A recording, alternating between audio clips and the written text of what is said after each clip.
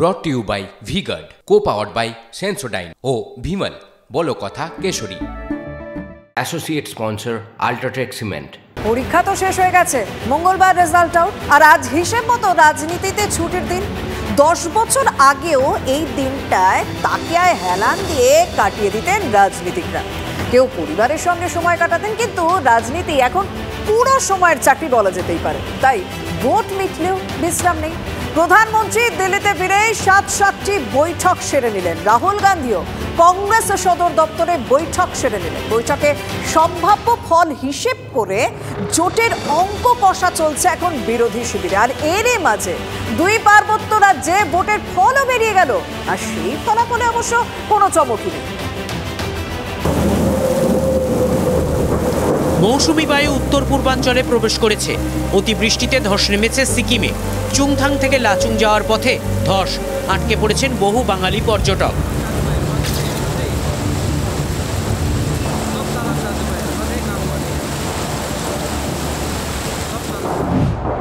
কিন্তু সিকিম ক্রান্তিকারী মোর্চার জিতে আসার পথে কোনো বাধা নেই। শাসক দল অনায়াসেই ক্ষমতায় ফিরল। অরুণাচল প্রদেশেও ক্ষমতা ধরে রাখল বিজেপি। এই রাজ্যের 10টি আসনে বিজেপি বিনা প্রতিদ্বন্দ্বিতায় আগেই জয়ী হয়েছিল। গণনাতেও পরিষ্কার, ইটানগরে গৈরিক প্রবাহ অব্যাহত।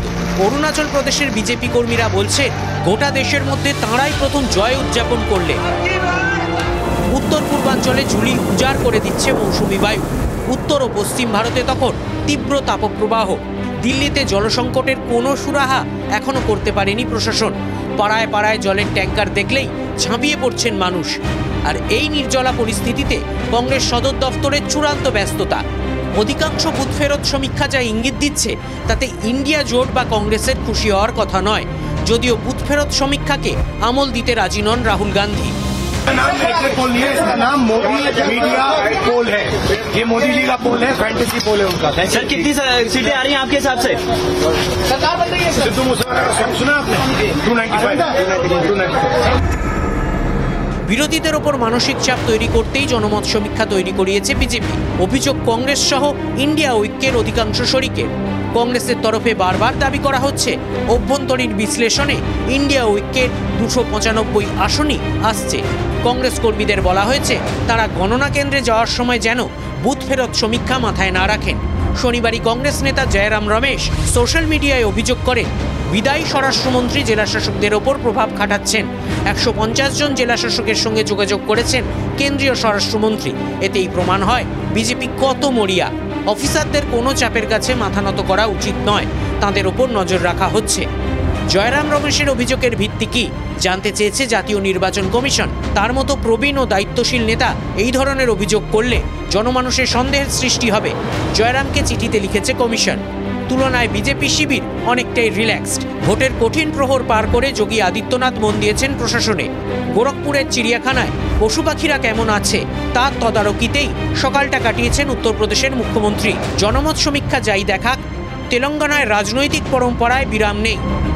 10 বছর আগে আজকের দিনেই অন্ধ্রপ্রদেশ ভেঙে তেলেঙ্গানার সৃষ্টি হয়েছে। যাদের আন্দোলনে তেলেঙ্গানার জন্ম, সেই ভারত রাষ্ট্র সমিতি এখন ক্ষমতায় নেই। হায়দ্রাবাদে রাজ্য দিবস পালন করলেন কংগ্রেসি মুখ্যমন্ত্রী রেভান্ত রেড্ডি। আর দিল্লিতে বসে সোনিয়া গান্ধী দাবি করলেন, তেলেঙ্গানার মানুষের দীর্ঘদিনের দাবি পূরণ করেছেন তিনি। मैंने 2004 में करीमनगर में तेलंगाना के लोगों से वादा किया था कि कांग्रेस पार्टी उनके अलग राज्य के सपने को पूरा करेगी। বিশ্রামে নেই প্রধানমন্ত্রীর দপ্তরও। সরকারে বিজেপি আসছে এটা ধরে নিয়ে পরবর্তী 100 দিনের কর্মসূচি স্থির করে নিয়েছে মোদী সরকার।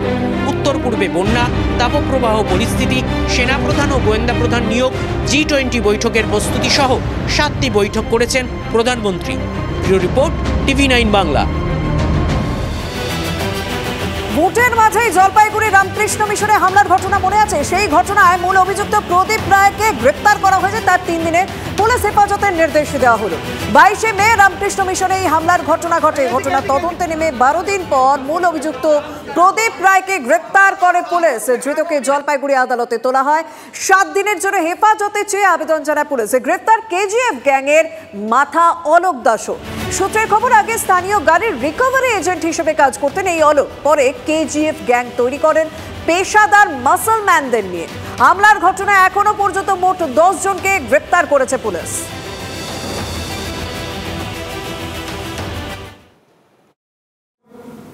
তৃণমূলের যারা অপরাধী তাদেরকে পুলিশ ধরে না, তাই তারা ধরা পড়ে না।